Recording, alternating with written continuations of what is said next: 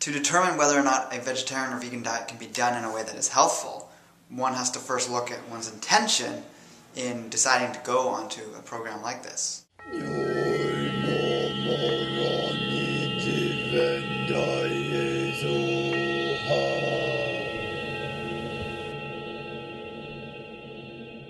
Hello, Kindred Longevity Lifestyle Designs. This is Zach here with secretsoflongevity.com.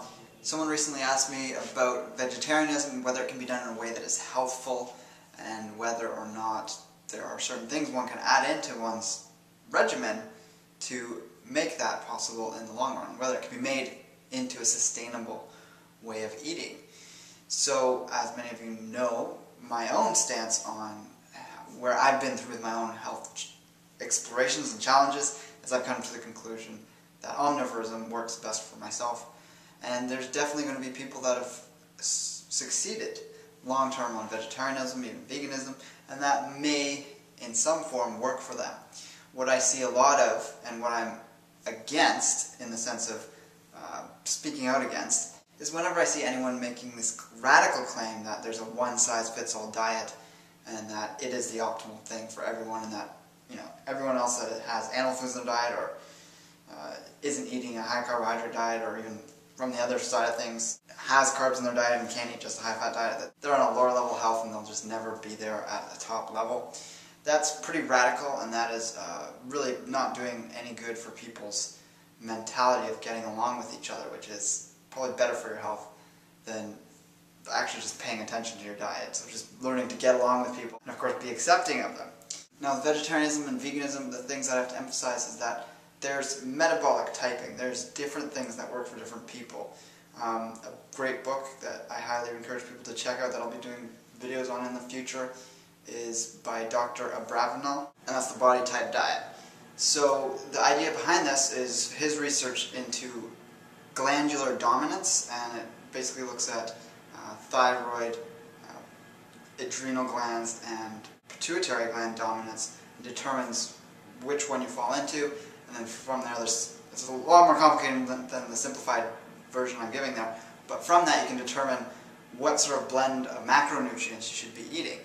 And what I would say is that if you tend to be on the adrenal side, meaning that's your weakest chain in the link, such as myself, that's going to be unsustainable for you to stay on a vegetarian, let alone vegan diet in the long run. You're going to run into adrenal exhaustion. And the reason for this is because your unique biochemistry requires you to be getting the majority of your calories from fats and proteins, and it's not possible to get a high amount of fats and proteins from the right types of fats if you're doing, plant fats and proteins. You can't just eat avocados and coconuts and nuts and seeds. It's going to be a very weird balance of fatty acids, way too many polyunsaturated fatty acids, which have an inflammatory effect, and not enough of the right saturated fatty acids, and again, there's lots of other things that won't be in place. So that's kind of the idea of the O blood type, although the blood typing system of body typing or body type diets, this idea of putting people into categories of requiring different macronutrient ratios, has a lot of shoddy science behind it, so I don't generally recommend people pay attention to their blood type when looking at what they should be eating. But the body type diet, which is looking at the glandular systems, has a lot more well-researched and longer history of science behind it. And this is what you see when you look at like Dr. McCall's site. He's talking about body typing, or the tests to determine what foods you should be eating. And there's other people who have that on their sites where we talk about it. And it all basically stems from this guy's work, and even the person who he stemmed his work on. And there's going to be those people that fit into the carbohydrate dominant diet paradigm. I forget which gland that works for. But they're going to be functioning much better on a high carbohydrate diet, and thus they're going to be more likely to be the ones that are successful on veganism or vegetarianism if they want to include some animal products.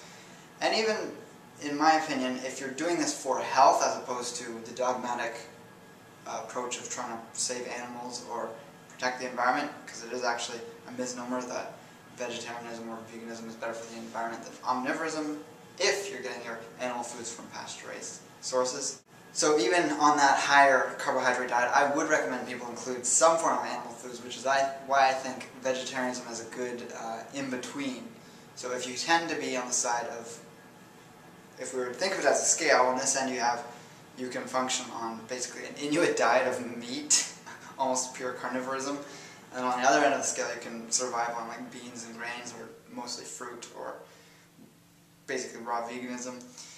If you're somewhere in between there, the closer you are to the carbohydrate dominant side of things, I feel it's still very important to get some of those fat-soluble, vitamin-rich animal foods into your diet.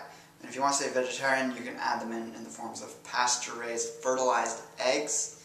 So you have to go to a farmer that actually raises these properly and allows a rooster to be able to run the hens. That fertilizes the eggs. They'll be more nutrient dense that way. If you're also including some raw, grass-fed, non-hybridized dairy, that's ideal if you're able to get that in your area. This would look like grass-fed butter. If you want to do the most minimal thing, you could get grass-fed butter, and that is very rich in the vitamins A and D to a certain extent, but also very rich in vitamin E, and specifically when it's fast-growing spring grass, you're going to be getting vitamin K2. And you're also going to be getting some of those saturated fatty acids, which are actually more important than some people realize. We should step out of this idea that animal foods are unhealthy. It's long been shown to not be true by basic biochemistry and physiology, as easily explained by some of the science I show in this video here. If you want to check this out from a past series I've done, this is just the one from that series on animal foods that looks at the science of cholesterol, saturated fat, what's happening in the body when we take these things in. So say you're someone brought up on a conventional diet, maybe you ate a lot of whole foods, but you probably had some junk in there, and you were wanting to do vegetarianism for some reason.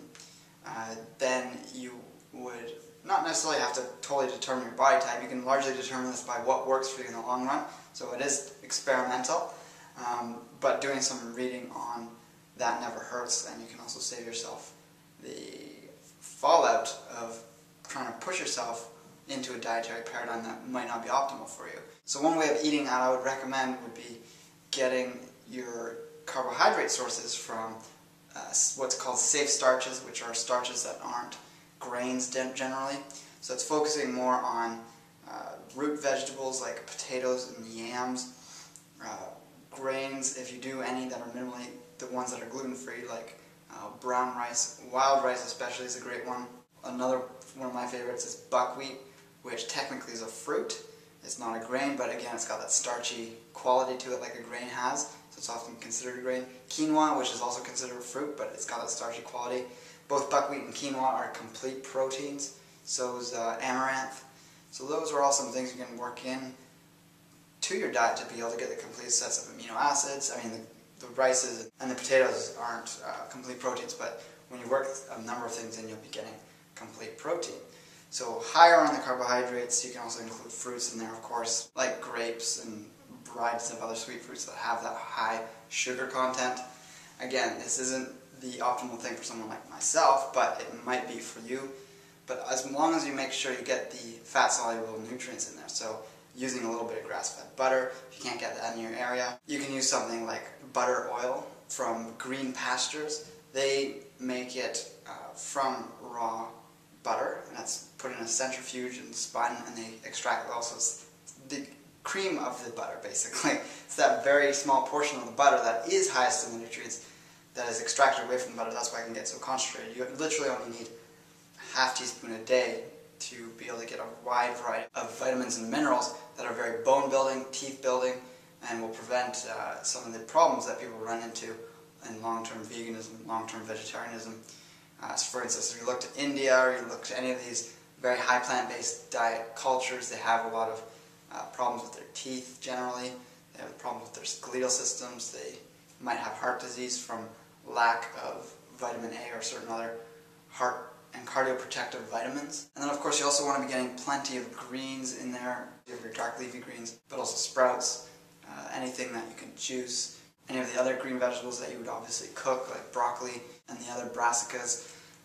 Another great thing to include in there, in my opinion, is something like a fish oil. And again, this is getting into that realm of coming out of vegetarianism and just having a few key things in there that prevent you from running into deficiencies.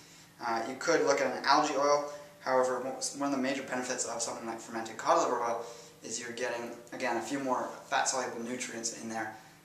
One milliliter of this contains 2,000 international units of vitamin D, and the daily dose is about 2 milliliters. And that'll give you 4,000 units of vitamin D, for instance, and about 5 times that in vitamin A. So it's 20 IUs of vitamin A. Something you just can't get from plant foods, so that's the retinol.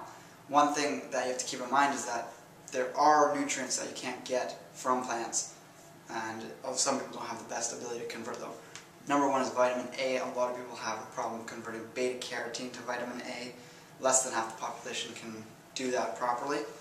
Vitamin D, it's now starting to look like there's some people that can't make it properly from the sun. They can get a tan, and they can be vegan, and they can still be running a deficiency of vitamin D, so they either have to supplement it with something that's taken from sheep's wool. That's one way they get it. Another way they get it is from cod liver oil, and they extract that and make it in capsules, but that's so highly processed, whereas the fermented cod liver oil, you get your vitamin D without the over-processing and with the cofactor nutrients that help it become more absorbable, and it's in a good balanced ratio with the vitamin A. And when the butter oil and the vitamin K2 are blended or taken together, you're getting a complete set of the fat-soluble nutrients that continues to help you build strong and resilient teeth, which is something that you don't want to have start failing you. So if those were 2 supplements I'd recommend on a vegetarian or vegan paradigm, it would be those. And if you wanted to have the rest of your foods as plant foods, by all means try that out. I mean, you have to consider, are you doing this for your health? If so, I recommend those supplements. If not, if you're doing this for a belief system, I'd say go for it and see how long you can make it without some good animal fat sources in your diet. And just be forewarned that people do run into these problems. There's some people that last longer than others, but we really do not see long-term sustainable health from people doing veganism or vegetarianism in terms of getting optimal results. We do see long-term vegetarianism in cultures like India, but with the successive generations, we don't see an improvement in genetic and resilience of health. That actually starts to degrade much quicker.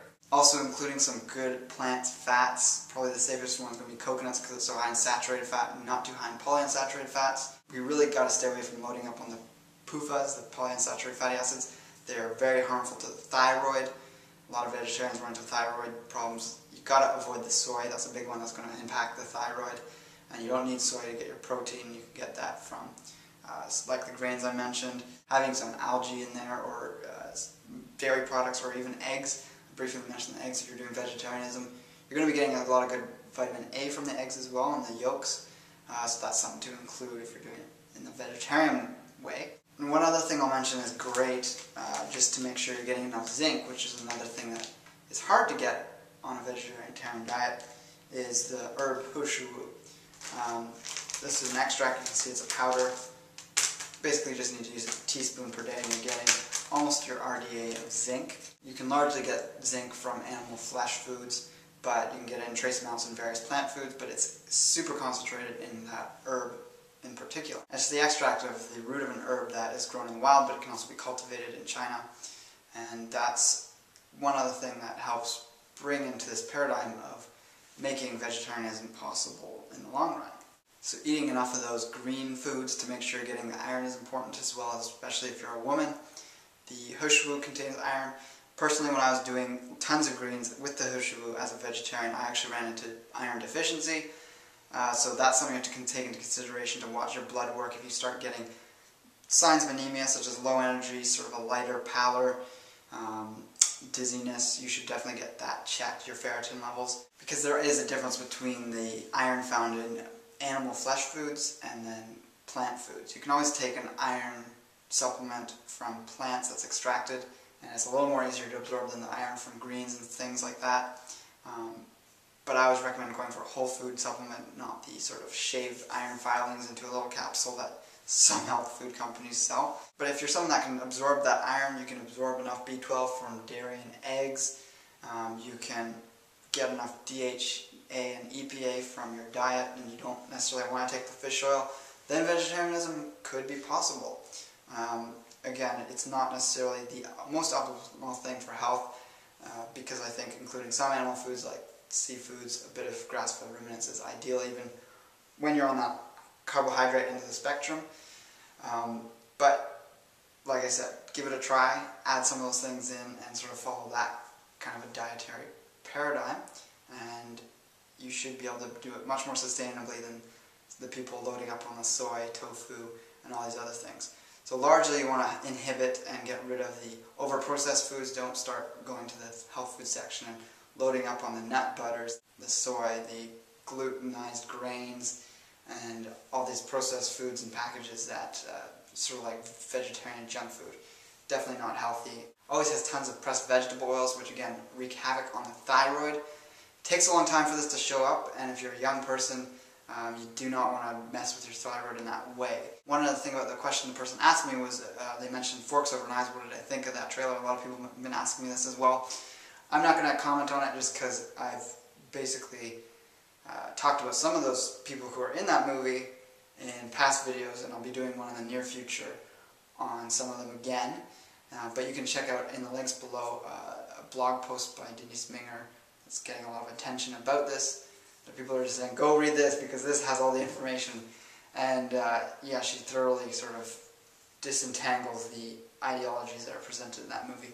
There's really no science to back up the people like T. Colin Campbell and Dr. McDougall and these other people. They are getting success because they're using a whole lifestyle approach. They're addressing sleep, exercise, diet, and all these other things. Getting rid of a lot of things in the diets that are harmful. And yet they're all narrowing it down to animal foods, and you can't do that when you try a wide variety of things. There are no studies that have isolated animal foods exclusively in a population and just changed that one element and looked at vegetarianism versus omnivorism, except with that one variable. So that's an important thing to keep in mind. So check out the links below. You can get cod liver oil, butter oil, and hushwu at the links below if you want to add those into your regimen, whether you're vegetarian, vegan, or omnivore. And with that, leave your comments in the section below. Subscribe if you haven't done that before, and take care and embrace life without limits.